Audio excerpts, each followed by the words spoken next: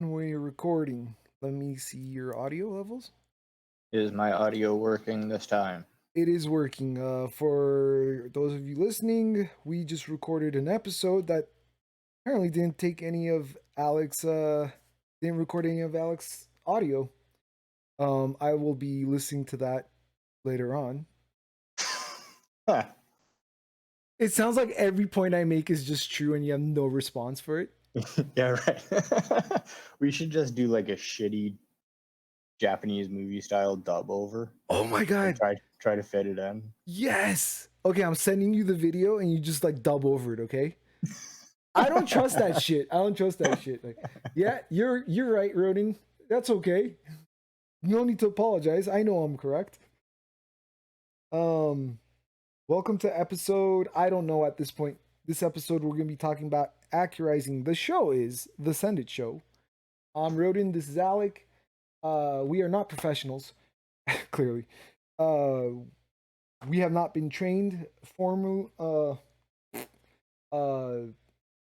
Say the No word. formal training, military service, We're not etc., professionals. etc. Everything we say is of our opinions and experiences.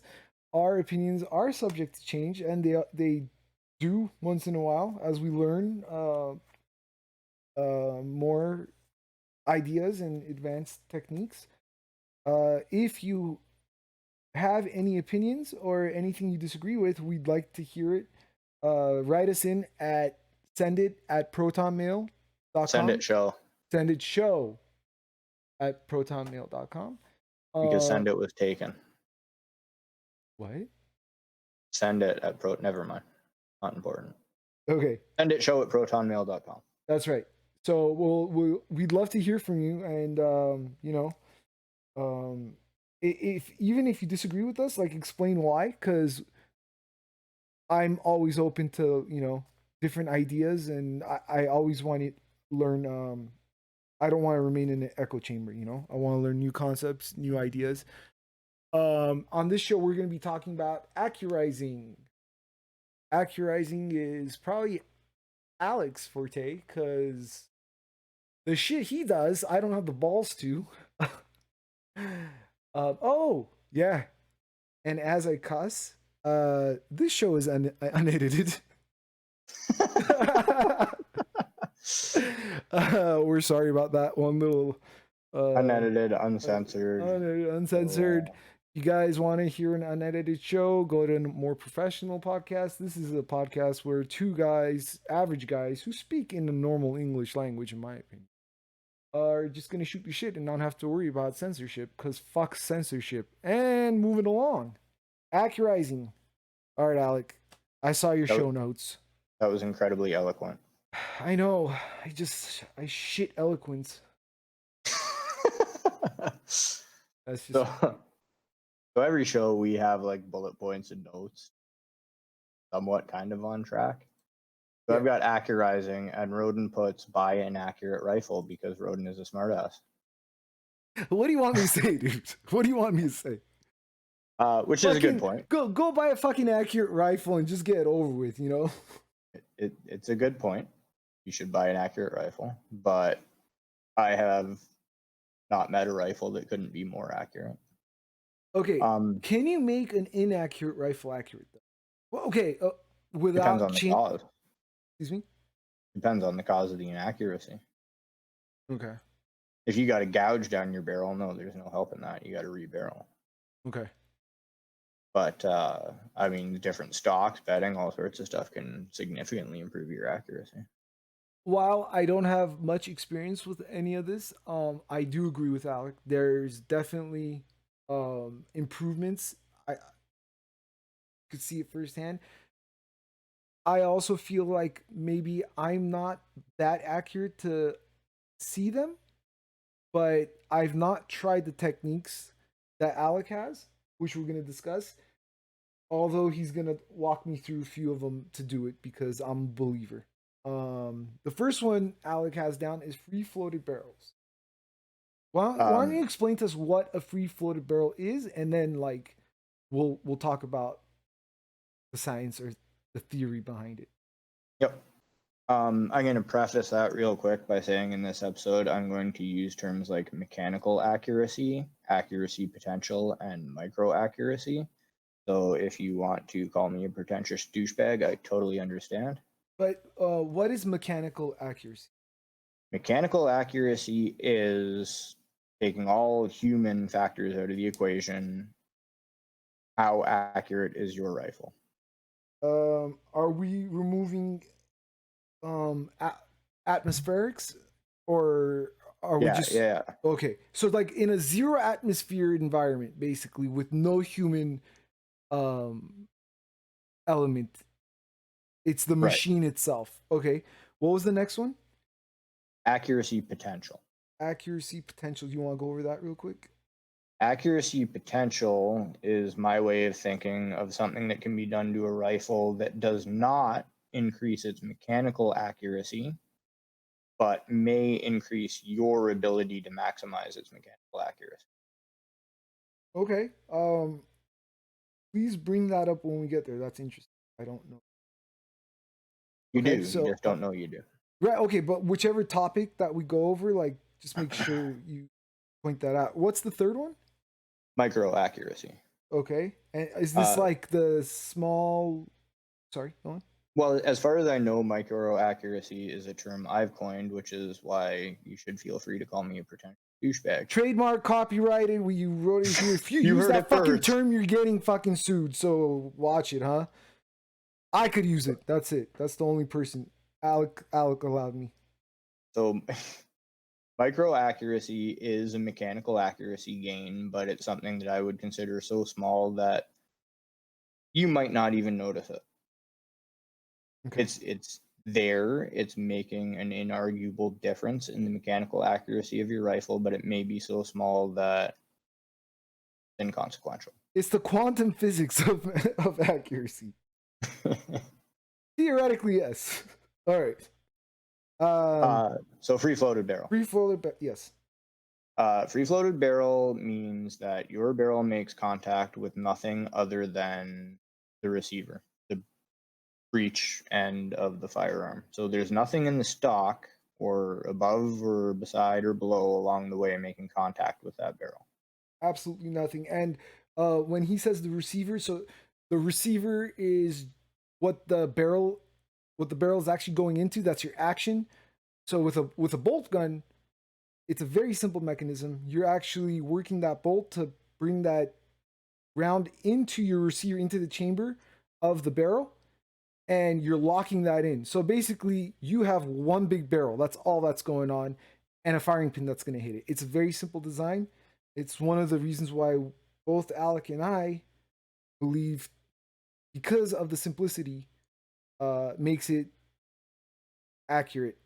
Um, Now, what do you think of non-free floated barrels though? Like barrels that actually do have contact with certain points of either your stock or maybe a mechanical aspect of the rifle. Okay, you're getting ahead of me a little bit. We'll hit that for sure. But um, why a free floated barrel is important is that when you shoot a gun, there's a wave, harmonic wave that travels down the barrel that causes vibrations. It's important that those vibrations occur consistently, like the same every time, repeatably. If anything touches the barrel, that can make those vibrations not happen the same way every time, and that will eventually affect the mechanical accuracy of your. Yeah, I think guitar or stringed musical instrument strings. You touch it while it's vibrating. Palm mute method, whatever you want to call it, it's gonna stop that vibration. So, Right. uh, Um, you will often see pictures of rifles that have like a $1 bill inserted around the barrel between the stock. That's a marketing thing to show you visually that the barrel is free floated. I want to point out, take that with a grain of salt, because just because you can fit a bill in there doesn't mean that barrel won't make contact somewhere when you actually fire it. That is not a guarantee that a barrel is perfectly free floated. So what do you have to do? Fit like stacks? Fat stacks.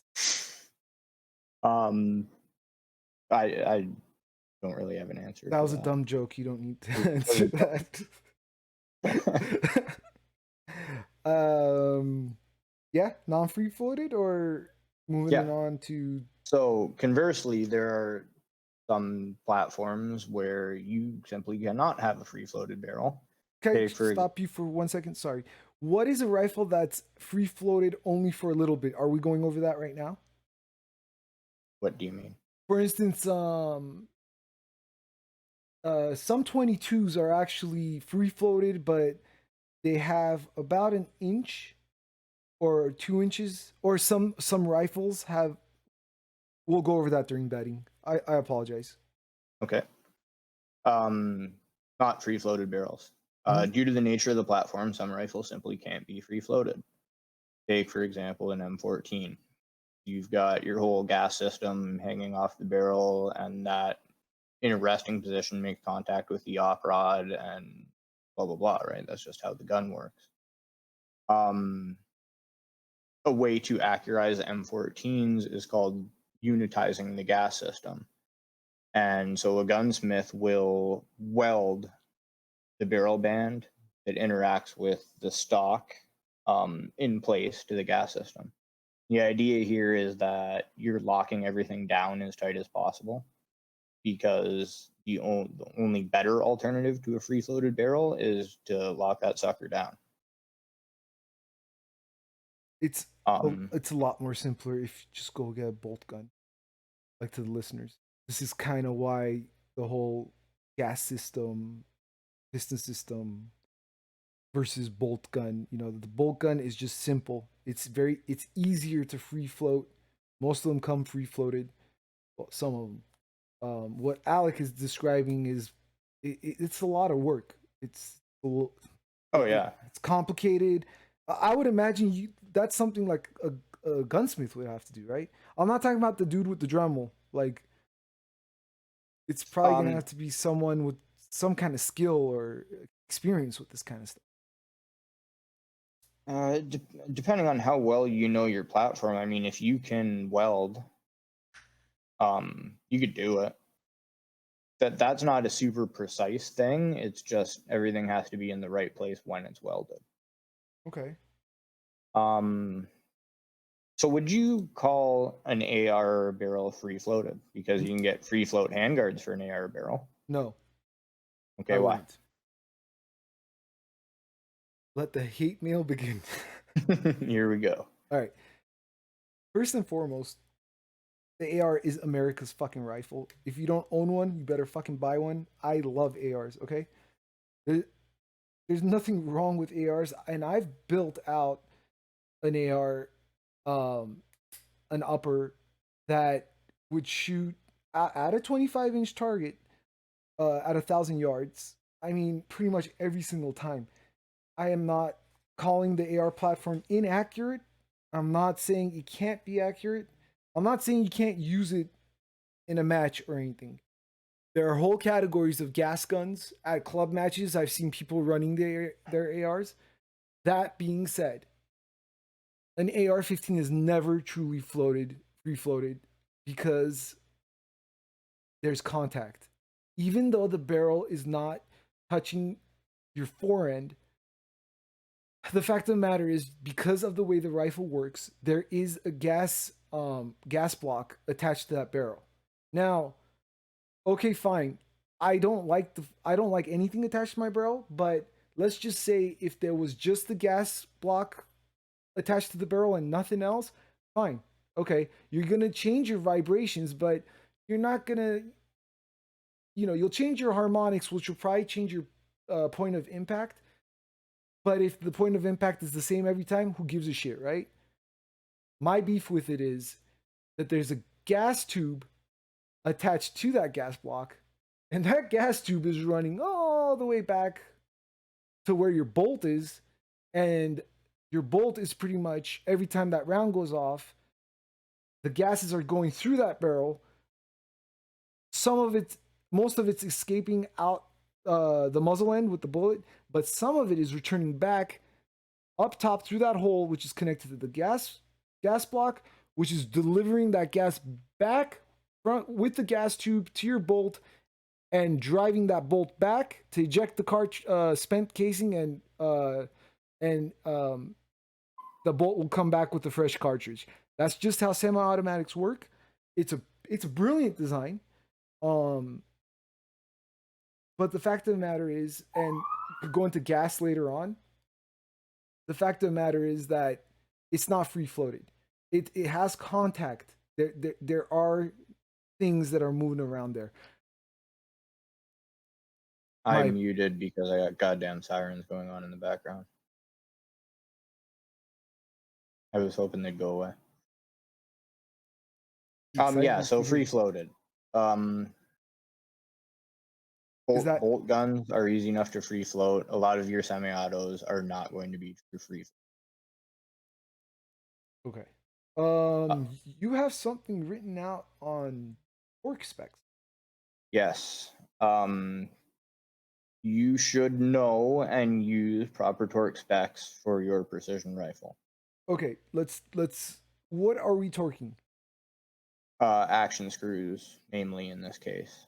So basically, the screws that go under the stock or chassis, which also go through your receiver, right, to lock down your rifle onto the platform it's sitting on, whether it be a stock or a chassis, right? Right. Ways to achieve this. I mean, your owner's manual should tell you proper torque specs for a rifle like that. If you've upgraded your stock or you've gone with a chassis, then the company that manufactures that will probably have the proper torque spec for it. Check When you both. Check both your rifle and the chassis because they might not be the same.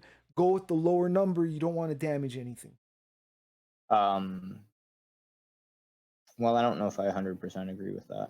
My 300 Win Mag owner manual specified 35 inch-pounds of torque. Mm-hmm. When I upgraded to an HS Precision stock, HS said 65 foot-pounds of torque. So You're I right. Actually, you're right. You're right. Yeah, so I consulted a gunsmith, and he said go with the stock manufacturer.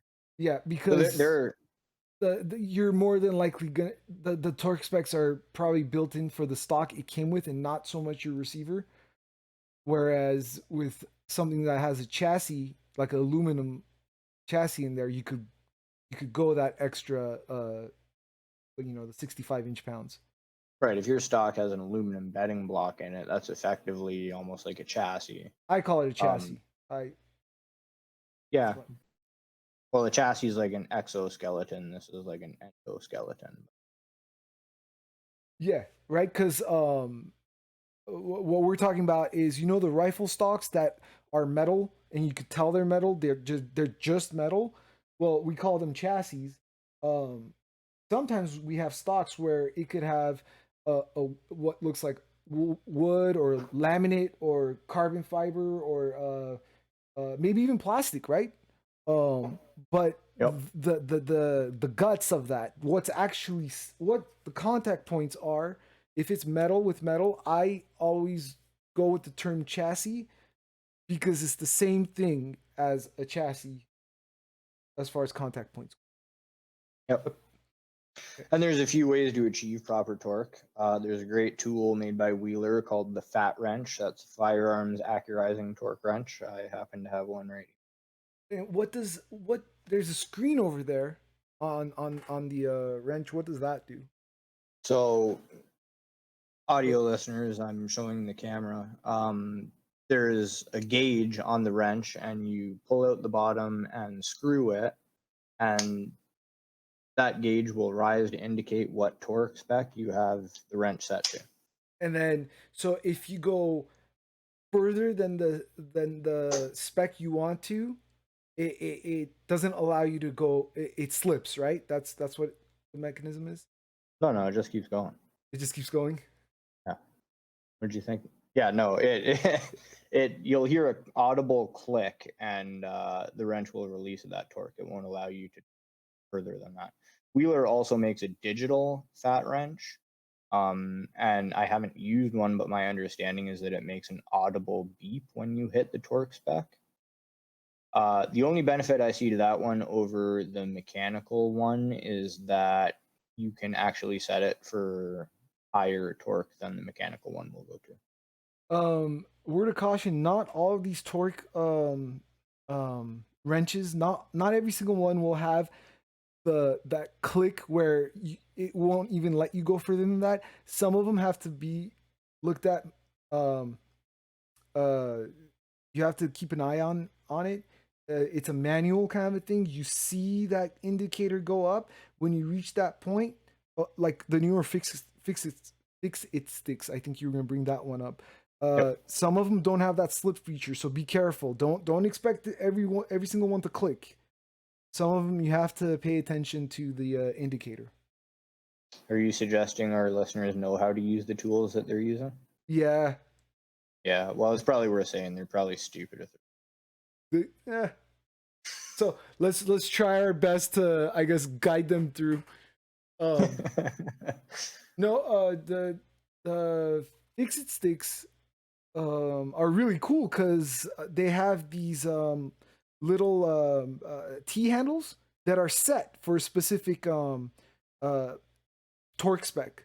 So if you need like a 15, like say for your scopes or something, you just grab your 15, put the right bit in there, and if you're on the field, it's just like click click click click, done. Yep. I, Vortex 2 makes a torque wrench. one thing about I'm not I'm not really keen on tools and stuff like that, but I've read the manuals. I can't remember if I actually read this one with torque limiters. I don't think I like undoing stuff with them. So I would prefer getting just the the screwdrivers with the you could replace the bits. Yep. I would probably undo screws with that and only use the torque wrench to tighten um uh your bolts or screws. And another note is don't leave your torque wrench set at a certain uh, uh, uh torque. Try Yep. to remember to bring it back down to zero after you use it. I'm not Well, talking. Mhm. with the Wheeler mechanical torque wrench anyway, yes. If you leave it stored set to a torque, Mhm. you'll stretch out the springs in there, and it will no longer be true to the numbers it's supposed to. Yeah. So what I like to do, I mean, I don't, I work on whatever I have to work on. It's not like every single time I'm taking it back down, but when I'm done for the day, when I'm gonna put it away, when I'm gonna put the tool away, before putting it back in the box, I take it back down to zero. Just be aware that your numbers could go all over the place if your springs get messed up, like Alec was talking about. Hey, Roden, sound check real quick. Are you still reading my audio? I am reading your audio. I don't blame you Just for asking. No, just double checking. double check, my friend. Double check. Um, Why torque wrenches are important?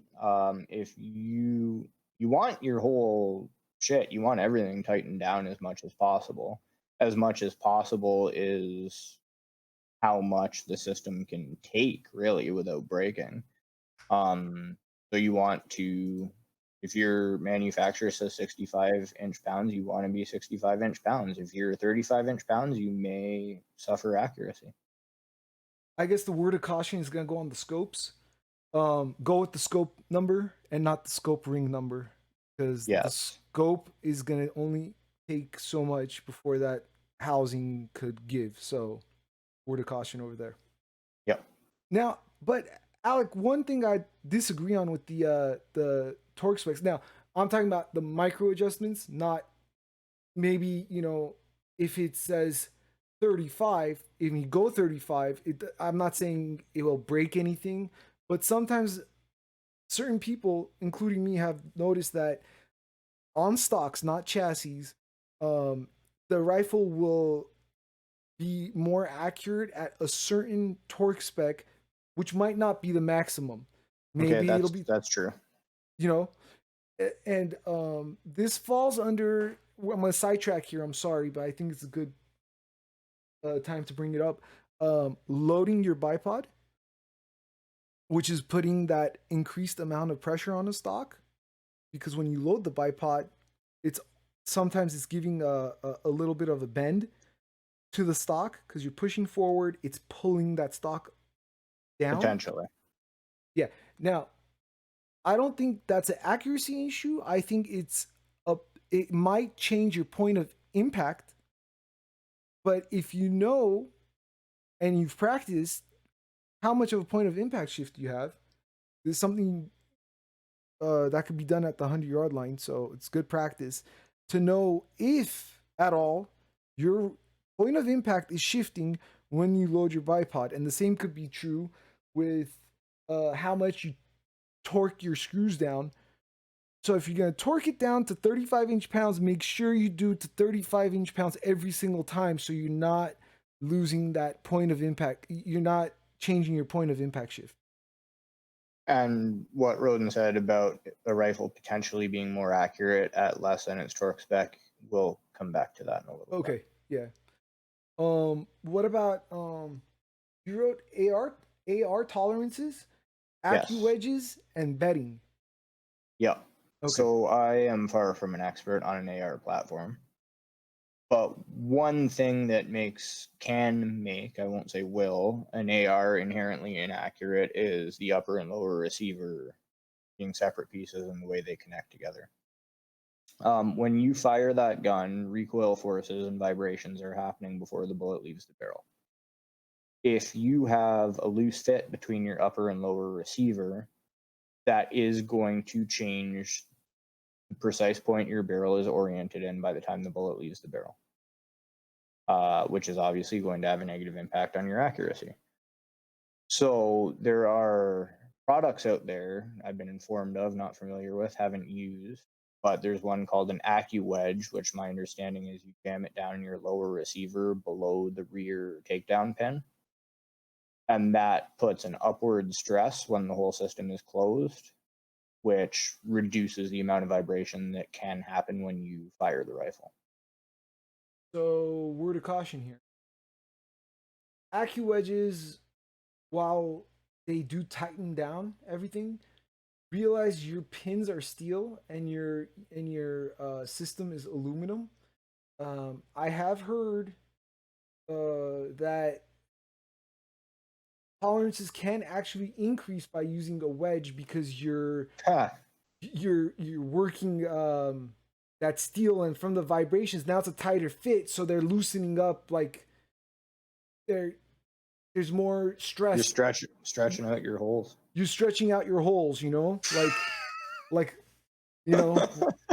after prom. So take that with a word of caution. I actually do use an AccuEdge, but I cut them to size, and I don't want that upper and lower to be so difficult to close that it's like kind of like putting pressure on it in order to get that pin in. I just leave it so that there's a little bit of space so there isn't much going on. Um and on Alex's point, I'm not I've never seen the reason to buy billet upper and lowers while they're freaking excellent, right? Other than maybe in some kind of a precision build, because those billet upper and lowers are machined so that they can sit perfectly together. And I think that's probably the best tight fitting tolerances you're going to get without hurting the action.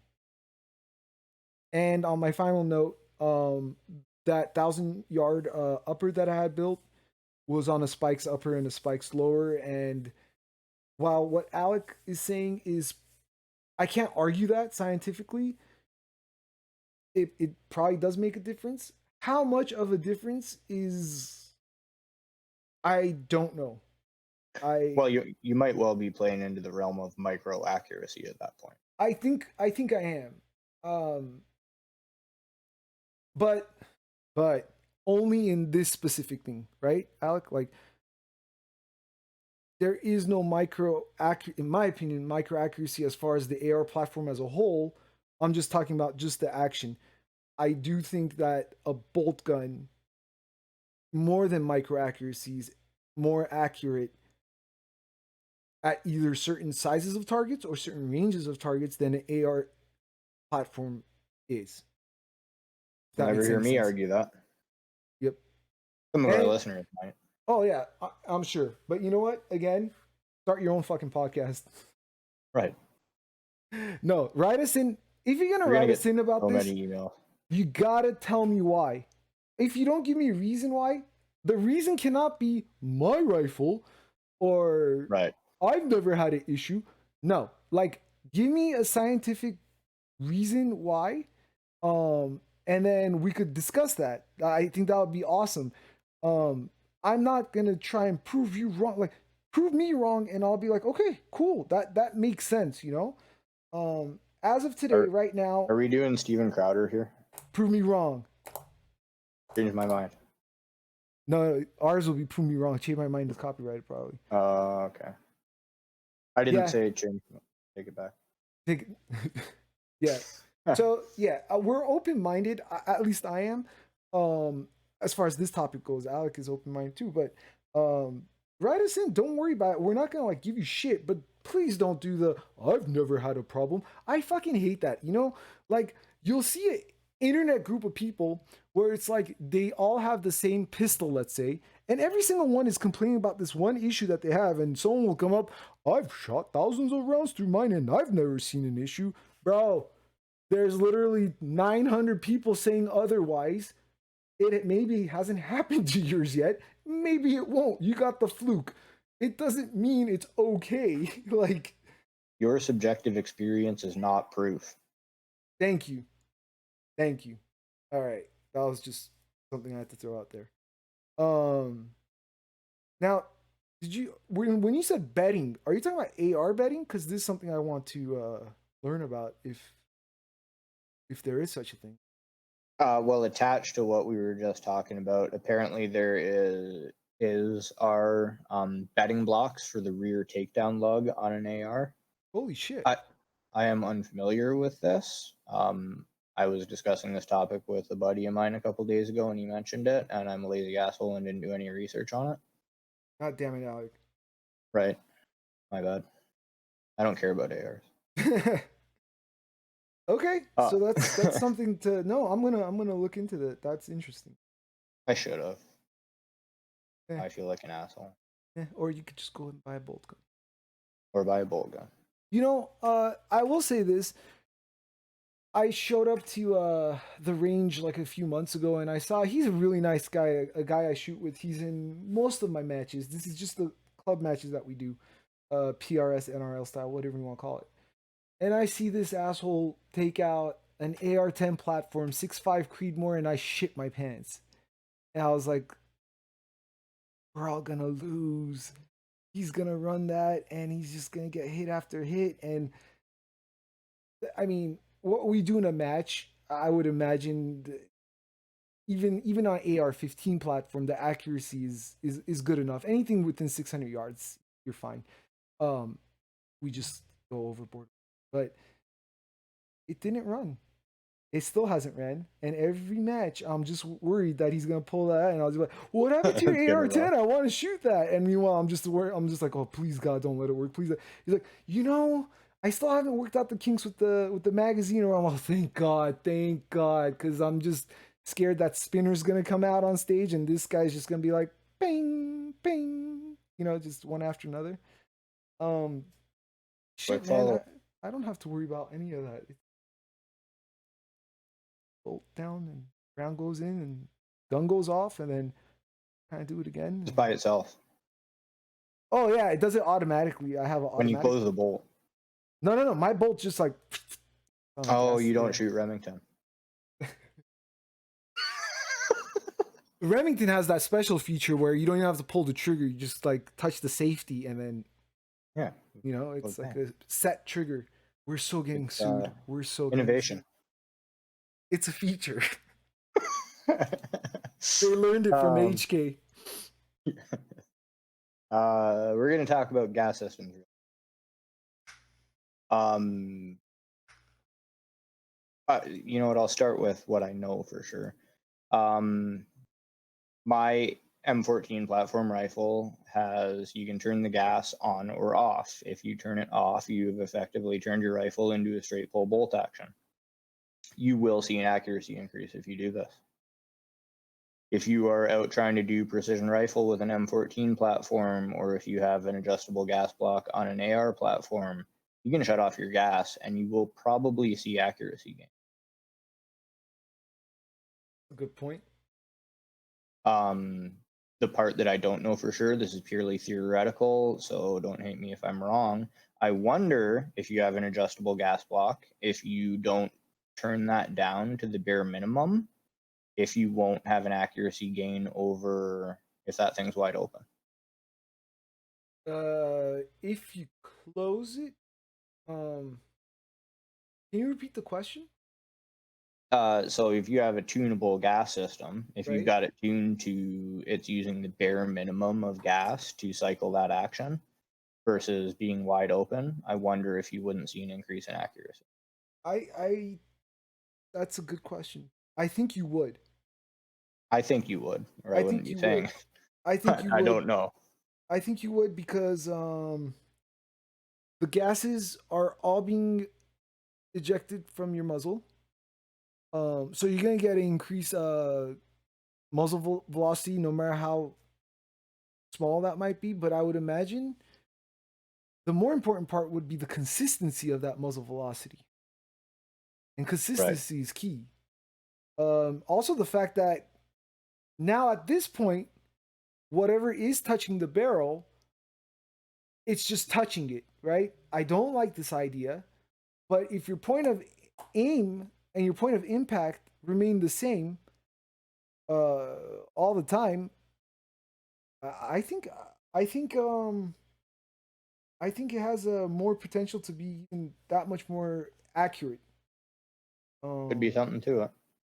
this is something I probably want. I don't have anything that works that way, but maybe in the future we could do some testing on this. That's an interesting concept. But yeah, I know lots of dudes who are doing load development for M14s and they just shut their gas right off.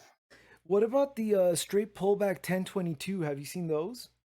I have not. So it's so I don't think you convert a regular 1022, but there are certain 1022s. Oh, Brownells is actually selling my thing. Where it's no longer a semi-automatic blowback design that the 1022 is. It's got like a charging handle that's a straight pullback. So it's almost like those Olympic guns where like you manually eject the round, and then you manually uh,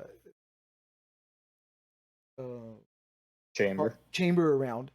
And Charge, yeah. now you've gotten rid of that gas system, that blowback system that's going to increase your vibrations and that fucking bolt. You know how it just slams back to the receiver. You're getting rid of all of that. So essentially, you've created a bolt action out of a 22 design. Uh, Huh. yeah, yeah. Yep. I'd imagine. I'd imagine it can't harm the accuracy. That's for sure. Yep. I would be surprised if you didn't see an accuracy gain out of that. For sure. Um, what about betting? Okay. You want to explain Betting. what betting is? Yes. Betting is quite possibly one of the most important things to do to accurize a rifle. What you want to do is you get your rifle, you take it out for a nice expensive dinner, right? You get it a few drinks, and you take it home. And if you're lucky, your rifle will let you do unspeakable things to it. And if your rifle still respects you in the morning, it'll be way more accurate next time you take it to the range. God damn it out. Betting a rifle is the process of using an epoxy to make the perfect possible fit between your rifle and stock or chassis. I'm not gonna talk about how to do it because there's tons of videos on that. Um, Just get some JB Weld, receiver, stock, bam, done. Right? you Let's you've just ruined so many rifles. do it. Just do it. But yeah, I just scored it all in there. That'll Betting. work. Yeah, no, that will increase your accuracy. You'll never get your rifle apart again. But it'll be accurate as fuck. So betting's not a complicated, but it's an involved process. And you're using like a liquid 2-part epoxy to basically make a mold of your action in your stock. So you're creating a perfect 100% contact, skin to skin fit between your rifle and your stock or chassis. So production stocks are going to be they're going to be inletted for a certain model of rifle, but you know there's tolerances for everything, so not everything is going to be perfectly sitting there. What Alec is talking about is there's going to be maybe even micro um uh, uh crevices or cavities where the action and that stock is not making perfect contact. um what Alec is describing is filling up those gaps so that now what you've done is your stock belongs to your barreled action. They belong together, they're mated together, and every Yep. time you sit them together, it's gonna be a perfect contact point with no gaps. Um I've heard amazing stories where people have had 1.5 inch group rifles and they bed these suckers and now it's like freaking half MOA, quarter MOA rifles. Yep. That being So said, it's not a guarantee, right? Because if that wasn't the issue to begin with, while you're not hurting it anyway. Still, it's not a guarantee. You know, you could have other problems, I, endless amounts. But I that is true, but I would be as bold as to say, unless there's something catastrophically wrong with your barrel, betting will improve your accuracy. I'm willing to also, make that claim. uh, while Alex said it's not complicated, well, it's true. It's not complicated, guys. This isn't something for beginners. I have not done it. Could really fuck up your. It could be trash. Your rifle could end up in you know. It's basically what you if you're not doing the proper procedure, you could actually lock that rifled action onto that stock without ever being able to pull it out. Um, you know, do your research. You guys do that on your own if you want to. If you don't feel comfortable with it, you know, a gunsmith, you know, someone who knows what they're doing will take care of that. And before throwing or selling your rifle away because of its inaccuracy, this is probably where I would start. Um, Yep. So betting a rifle does two things. It makes it that perfect fit so that under recoil, everything's staying right where it should, nothing shifting around.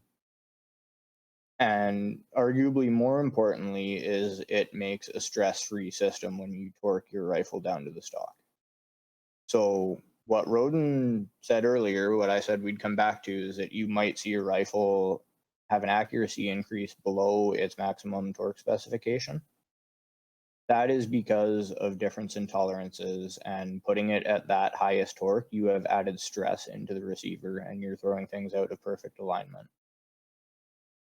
So when you bed something and bed it properly, you've removed the stress out of the system when it's torqued down. So now you, in theory, I'm not saying this for 100%, but now in theory, you can go ahead and torque it down to its maximum torque specs, and it will be the most accurate it can be at that setting. Another thing to consider is if you have any kind of wood, like natural wood stock, wood, you know, it's Yeah, an, it could absorb moisture. It could dry up. It could, you know, in different um, environments, the structure of the wood could actually change.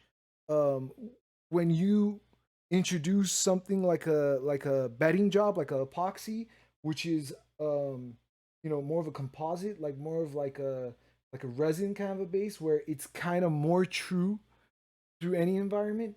Now you're also decreasing the chances of that added stress of the torque um, from a dry environment to if you walk into a wet environment where there's that moisture that's sucking in and the wood is getting maybe softer or you know it could take those problems away so you have a more consistent platform.